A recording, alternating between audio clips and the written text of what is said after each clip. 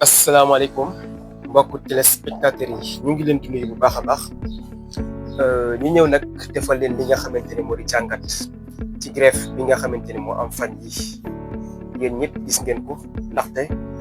touché na ñëpp muy ci ñaari wàll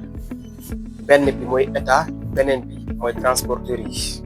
waaye ñun nag dañuy wax ci li nga xamante ni moo di ci clients yi ndaxte ñun ñëpp ay clients lañu ñaari wàll yi nag. peut-être nañ ñëwaat ci état bi mais tey dañuy wax ci syndicaliste yi dëgg la seen droit ngeen di kaas am ngeen droit kaas ko am ngeen droit revendiquer waaye ñun clients yi am nañu droit it wax li nga xamante ne moo ñu metti ci yéen ndax da ngay xool li nga xamante ne yéen da ngeen koy def askan bi yéen a ngi nii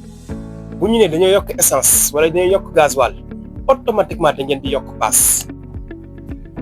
te buñ ne gasoil wàññeeku na wala essence wàññeeku na yéen du ngeen mës a wàññi li nga xamante ne moo di paas est-ce que loolu dëgg la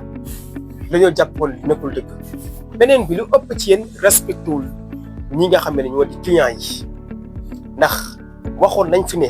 surcharge yi dañ koy tere rawatina mooy versage yi nga xamante ne dafay nekk ci oto yi mais oto yu bëri boo fa demee guddi rawatina horaire yi ay bidon la ñuy jël teg ko ci biir oto yi mais nit ñi ay xaar lañu. am na ci ñu bëri ñoo xamante ne modifié waat nañu li nga xamante ne moo di seeni ay oto def ay Versailles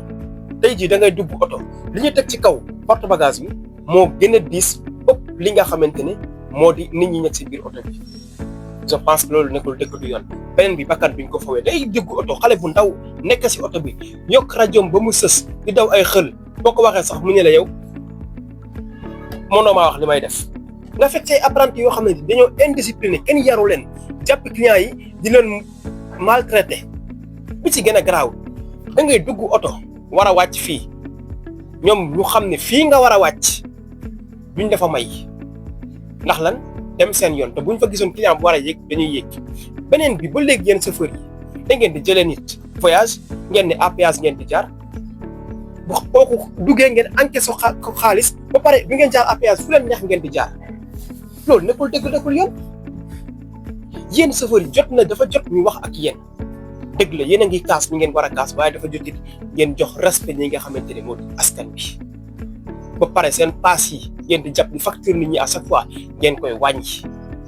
ndaxte waroon na yem kese di laaj li nga xamante ne moo di seen ay devoir di laaj li nga xamante ne moo di seen ay droit du seen droit li ci ëpp yëpp ci seen intérêt yi kese la wekk loolu dëgg du yoon. concernant état bi ñun dañ ci ñëwaat ndaxte transport yi fii mu ngi ci oto ci loxoy privé yi à chaque fois dañuy xel di jàpp askan bi en otage nit ñaa ngi nii kenn mënul dem boo tourné fii ñu ne la war a gaynde ku ne xam na ne seexu sérif yi li ñuy daw di dëgg du yoon teguñu ko fenn kon nag yéen transporteurs yi xoolaat leen seen bopp du ngeen wàññi yenn saa yi topp seen i intérêt bu fàtte li nga xamante ne moo di client yi. ndax nit ki bu fekkente yaay laaj li nga xamante ni moo di sa droit day fekk nga def li nga xamante ni moo di sa devoir